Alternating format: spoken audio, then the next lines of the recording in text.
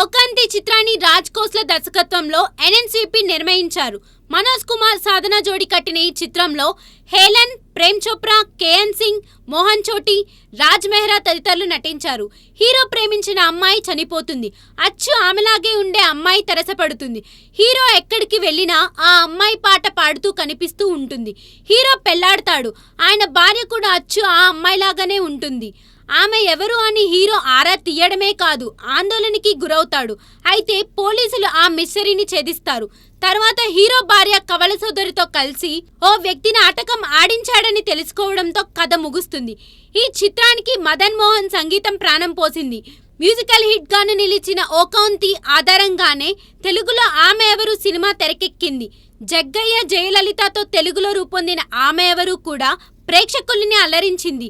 ఏదేమైనా 60 ఏళ్ల క్రితం మనోజ్ కుమార్ హీరోగా రూపొందిన ఒకంతి భలేగా ఆకట్టుకుంది. ఇందులోనూ పాటలు ఈనాటికి జనాన్ని మురిపిస్తూనే ఉండటం విశేషం.